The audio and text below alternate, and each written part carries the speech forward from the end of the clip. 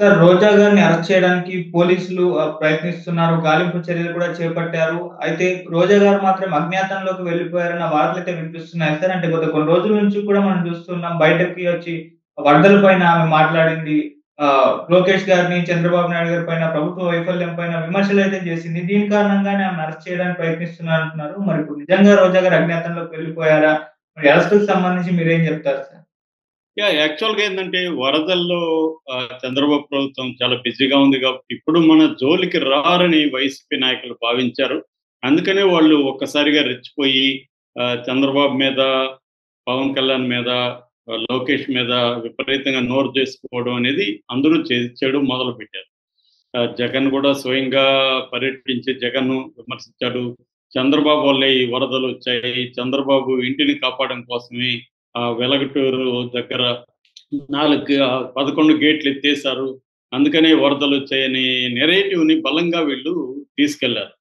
So, రోజా ఇంకొంత రెచ్చిపోయి personal మళ్ళీ ఆమె పద్ధతి పాత రోజానే మనకు బయటకొచ్చింది. పాత రోజా లాగానే ఇక్కడ వరదలు జరుగుతుంటే లోకేషు హైదరాబాద్‌లో ఎంజాయ్ చేస్తున్నాడు. పవన్ కళ్యాణ్ హనీమూన్‌కెళ్ళాడు. చంద్రబాబు ఏమో డ్రామాలు చేస్తున్నాడు. ఇలాగా రోజా రెచ్చిపోయి మాట్లాడింది. సో, ఆహ్, తె చంద్రబాబు తెలివిగా ఏం చేశాడంటే, వరదల టైంలో అరెస్టులు చేస్తే మీడియా అంతా కూడా డైవర్ట్ అయ్యి ఉంటది కాబట్టి మీడియా పట్టించుకోదు. ప్రజలు కూడా దాన్ని పెద్దగా పట్టించుకోరు. సైలెంట్‌గా అరెస్టుల పర్వాన్ని మొదలుపెట్టారు. దానికి ఇంకొక కారణం ఏందంటే, ఈ మంగళగిరి తెలుగుదేశం కేంద్ర కార్యాలయం మీద గతంలో జరిగిన దాడి విషయంలో 68 మంది మీద కేసు నమోదు చేశారు. అందులో లేళ్ల అప్పిరెడ్డి కావచ్చు, తలసల జయరాం కావచ్చు, అవినాష్ కావచ్చు, నందిగం సురేష్ కావచ్చు, ఇలాంటి వాళ్ళు చాలా మంది ఉన్నారు. వాళ్ళందరూ హైకోర్టులో ముందస్తు బెయిల్‌కి పెట్టుకున్నారు. అయితే ముందస్తు బెయిల్ ఎవరికీ ఇవ్వలేదు. దాంతో ఇప్పుడు అరెస్ట్‌లకు కూడా క్లియరెన్స్ వచ్చినట్టుగా అయింది. అందుకని చంద్రబాబు ఏం చేశాడంటే ఇది కరెక్ట్ టైము. ఇప్పుడైతే మీడియా మొత్తం వరదల మీద ఫోకస్ చేస్తా ఉంటది. చంద్రబాబు అందుకనే మీడియా అంతా వరదల మీద ఫోకస్ ఉంటది. ప్రజలంతా కూడా వరదల విషయంలో ఆహ్, వాళ్ళు టెన్షన్‌లు పడడం గాని, ఆ విజువల్స్ చూస్తుంటారు కాబట్టి ఇది రైట్ టైమ్ అని చెప్పి చంద్రబాబు ఏం చేస్తాడంటే సైలెంట్‌గా గ్రీన్ సిగ్నల్ ఇచ్చాడు పోలీసులకి. దాంతో పోలీసులు ఏం చేశారంటే నందిగం సురేష్ పారిపోయి హైదరాబాద్‌లో దాక్కుంటే ఆయన్ని పట్టుకొచ్చారు. అట్లాగే లేళ్లప్పిరెడ్డి బెంగుళూరు పారిపోయి బెంగుళూరులో ఉంటే ఆయన్ని పట్టుకొచ్చారు. ఇద్దరిని కూడా జైలుకి పంపించారు. ఇప్పుడు రోజాని అరెస్ట్ చేయాలని ప్లాన్ చేస్తున్నారు. ఎందుకంటే రోజా చాలా దారుణంగా మాట్లాడింది. నిజానికి లోకేష్ వరదల కంట్రోల్‌లో లోకేష్ బిజీగా అక్కడే ఉన్నాడు. ఆయన ఎక్కడేమో హైదరాబాద్‌లో ఇంకో చోట జల్సాలు ఏం చేయట్లేదు. ఇక చంద్రబాబు కూడా 75 ఏళ్ల వయసులో కూడా ఆయన అనేక రిస్కులు తీసుకొని ఆయనకు ఒకవేళ పబ్లిసిటీ పిచ్చి ఉంటే ఉంటది. అది తప్పేం గాదు.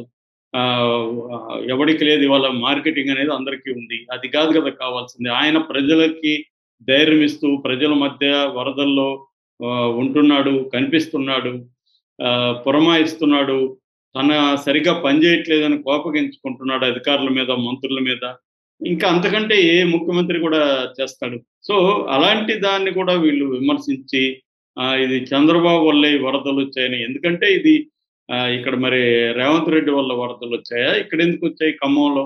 కాబట్టి ఇదేందంటే తప్పులు జరగొచ్చు. ఒకవేళ ఆ గేట్లు ఎత్తేయడం అనేది తప్పైతే తప్పని మాట్లాడొచ్చు. గేట్లు ఎత్తకుండా ఉంటే బాగుండు అని కొంతమంది ఇంజినీర్లు కూడా మాట్లాడుతున్నారు. అది మాట్లాడొచ్చు. ఈ రెండోదేంటంటే ఈ వరదలకి మ్యాన్ మేడ్ వరదలనేది జగన్ కరెక్ట్. No doubt. కానీ ఏ మ్యాన్ మేడ్? చంద్రబాబు మ్యాన్ మేడా? మరి జగన్ మ్యాన్ మేడా? అందరూ కారణమే దీనికి. ఎందుకంటే ఈ కొల్లేరుని ఆక్యుపై చేసుకొని 15,000 ఎకరాలలో ఇప్పుడు ఈ రొయ్యల చెరువులు అవన్నీ ఉండడం అనేది అన్ని ప్రభుత్వాల్లో ఉండేవాళ్ళు చేశారు. అట్లాగే ఈ బుడమేరు కోర్సులని కూడా ఆక్యుపై చేసుకొని కాలనీలు వేయడం కూడా అన్ని ప్రభుత్వాలు చేశాయి. మరి 5 ఏళ్ళు ఉన్నారు కదా! వీళ్ళెందుకు క్లియర్ చేయలేదు బుడమేరు ఆక్యుపేషన్‌ని వీళ్ళెందుకు ఇప్పుడు హైడ్రా లాగా వాళ్ళు కూడా అక్కడ వ్యవస్థ పెట్టి ఎందుకు క్లియర్ చేసి ఉండొచ్చు కదా! జగన్ ఎందుకు చేయలేదా పని? కాబట్టి ప్రతి ఒక్కడు ఇక్కడ బాధ్యత వహించాలి గానీ చంద్రబాబును ఫోకస్ చేసి బిలో ద బెల్ట్ విమర్శలనేవి రోజా చేయడం మొదలుపెట్టింది. దాంతో రోజాను కూడా అరెస్ట్ చేద్దాం అన్న ఆలోచనలో ఇప్పుడు ఉన్నారని తెలిసింది. ఈ విషయం లీక్ అయింది రోజాకి. ఎందుకంటే వాళ్ళకి సంబంధించి అధికారులు కూడా ఉంటారు కాబట్టి లీక్ అయ్యి రోజా అజ్ఞాతంలోకి వెళ్ళిందని చెప్తున్నారు. సో రోజాను కూడా వదిలిపెట్టే ప్రసక్తే తెలియదు. ఎందుకంటే చంద్రబాబు మీద విపరీతమైన ప్రెజర్ పార్టీలో నుంచి, సింపథైజర్‌లో నుంచి, మీడియా, తెలుగుదేశం మీడియా నుంచి ఉంది. రాధాకృష్ణ ఓపెన్‌గానే 2, 3 సార్లు ఎడిటోరియలే రాసాడు. జగన్ ఎందుకు చంద్రబాబు పట్టించుకోలేదు, జగన్‌ని తొక్కేయాల్సిన అవసరం, తక్షణ కర్తవ్యం చంద్రబాబుకుందని రాధాకృష్ణ ఓపెన్‌గానే తన ఇరిటేషన్‌ని, చంద్రబాబు మీద అసంతృప్తిని ఓపెన్‌గా ఎక్స్‌ప్రెస్ చేశాడు. తెలుగుదేశంలో ఎవరిని కలిసినా కూడా చంద్రబాబు మీద అసంతృప్తి ఉంది. ఎందుకు వీళ్ళు చంద్రబాబు ప్రభుత్వం జగన్ పట్ల ఇంత ఉదాసీన వైఖరి వహిస్తున్నారు. కానీ చంద్రబాబు ఏందంటే టైమింగ్ ఇంపార్టెంట్. ఎప్పుడు ఏ పని చేయాలో అప్పుడు చేయాలి అనేది చంద్రబాబుకున్న దూరదృష్టి. అందుకని వరదల టైంని ఎంచుకొని చంద్రబాబు అరెస్ట్‌లు మొదలుపెట్టినట్టుంది. పైగా కోర్టులు కూడా ముందస్తు బెయిల్ ఇవ్వలేదు. మామూలుగా గతంలో అయితే ఇలాంటి సందర్భాల్లో తెలుగుదేశం వాళ్ళకి చాలా మందికి ముందస్తు బెయిల్ ఇచ్చింది. కానీ ఇక్కడైతే ఇవ్వలేదు వీళ్ళకి. సో ఇప్పుడు వీళ్ళందరూ జైల్లో ఉండాల్సిన పరిస్థితి ఏర్పడింది. సో ఇక్కడ బెయిల్ రాకపోతే వీళ్ళు మళ్ళీ సుప్రీం కోర్ట్‌కెళ్ళాలి. సుప్రీం కోర్ట్ కూడా ఇట్లాంటి కేసుల్లో ఏం చేస్తుందంటే కింది కోర్టు ఇచ్చిన తీర్పులకే మాక్సిమం కట్టుబడి ఉంటది. రెండోది ఇది లేట్ అవుతుంది.